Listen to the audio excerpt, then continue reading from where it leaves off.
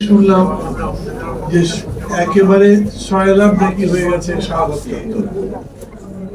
আহত যুদ্ধাহত কি বলে, এই যে আন্দোলনের মধ্যে দিয়ে আহত যারা, তারা তাদের আত্মীয় স্বজন বন্ধু বান্ধব সবাই মিলে সেখানে অপেক্ষা করেছেন।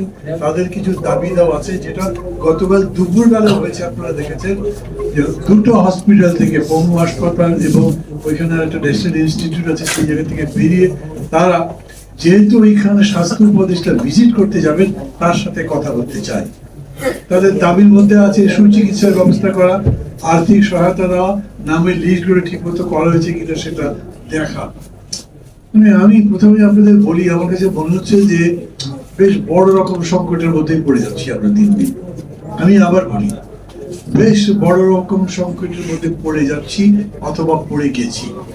কারণ মানে এরকম হয় না যে ওই ঝিকে মেরে বউকে শেখাতে হয়, কিন্তু সেরকম তো শেখাতে পারছেন না।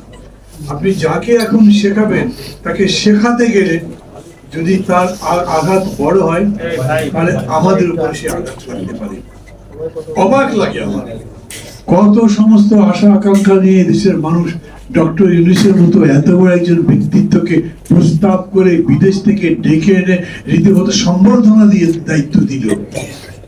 উনি এই 1000, 10, 15, 20 আহত যে সমস্ত বীর যোদ্ধারা শৈলতন্ত্রের বিরুদ্ধে, ফ্যাসিবাদের বিরুদ্ধে এত বড় আত্মত্যাগ করে তাদের পরাজিত করলেন, তাদের চিকিৎসার ব্যবস্থা করতে পারেন না। ওনাকে সবাই বলে উনি খুব বড় পারফর্মার, করে দেখিয়েছেন। গ্রামীণ ব্যাংক করে, ক্ষুদ্র ঋণ করে, গরিব মানুষের উপকার করে, এগুলো অনেক রকম কথাবার্তা, যার জন্য নোবেল পেয়েছেন। এখন আবার নতুন করে তিনি করছেন সোশ্যাল বিজনেস, এটাও নাকি সারা দুনিয়ার লোকজনের মধ্যে অনেক আকর্ষণ তৈরি করেছে। কিন্তু বাংলাদেশে ক্ষমতা নেবার পরে বা ওনারা পছন্দ করেন দায়িত্ব পাওয়ার পর থেকে 100 দিনেরও বেশি হয়েছে। এই সময় যদি হিসাব করেন, তাহলে আমাদের মধ্যে, মানুষের মধ্যে আশা তেমন সঞ্চার করছে না। যে বিষয় নিয়ে এখানে করা হয়েছে সেটা তো মানে একটা স্টুপিডিটি, মানে একটা ছেলে খেলা একেবারে ক্ষমতা নিয়ে। কি রকম করে এই দুজন মানুষকে নিলেন, কার বুদ্ধিতে নিলেন, কিছু বলে না। এই সরকারে কিন্তু এইটা একটা ব্যাপার হয়েছে, তারা কোনো প্রশ্নের জবাব দেওয়ার দরকার করে না।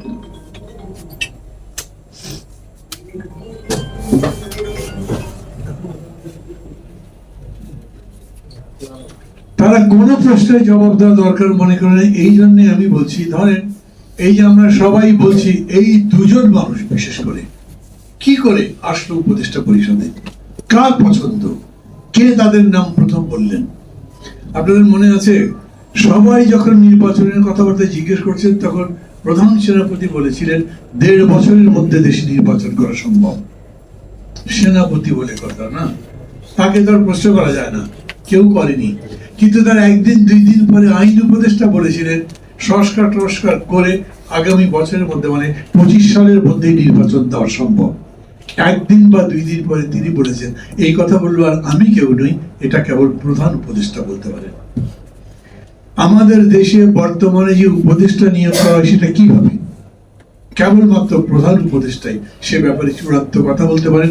উনি যদি বলেন একে আমি রাখতে চাই আমার ক্যাবিনেটে, তিনি থাকবেন। যদি বলেন না উনি থাকতে পারবেন না, বা তাকে আমি পছন্দ করছি না, তাহলে তিনি থাকতে পারবেন না। আমি আপনাদের এই সমাবেশ থেকে, আপনারা অনেক রকম দাবি হয়তো করেছেন, কিন্তু আমি প্রথম বলি, আমি জানতে চাই কার পরামর্শে এই দুজনকে দেওয়া হয়েছে, কি বিবেচনা? এত বড় উত্থান, এত রক্তদান, কতগুলো বছর ধরে সংগ্রাম, তারপরে যে বিজয়টা হলো, বিজয়ের পরে এমনিতেই সরকারকে আমি খুব দ্বিধান্বিত দেখি। তারা এই যে ফ্যাসিবাদের পরাজয়ের পরে বাংলাদেশে গণতন্ত্র কিরকম করে আনবেন, গণতান্ত্রিক ব্যবস্থা কিরকম করে প্রতিষ্ঠা করবেন, একটা ভালো নির্বাচন কিরকম করে করবেন, এই সম্পর্কে কোনো স্পষ্ট ধারণা আমাদের কাছে দিতে পারেননি, কোনো কথাও বলেননি। শুধু গতকালকে আজারবাইজানে একটা সংবাদ সংস্থার সাথে সাক্ষাৎকারের সময় ডক্টর ইউনূস বলেছেন নির্বাচনের তারিখ আসবে সংস্কারের সাথে সাথে। আবার বলি আপনাদের, অনেকে বলছেন আগে সংস্কার করেন তারপরে নির্বাচন। তারা ঠিক কি বুঝে বলছেন তা আমি জানি না। কাজে সংস্কার শেষ হওয়ার জিনিসটাই, একটা রাষ্ট্রকে আপনি প্রতিনিয়ত উন্নত করতেই থাকবেন। একটা বিষয়ের উপরে আপনি কাজ করবেন সেটাকে আরো সুন্দর দেখাবার জন্য।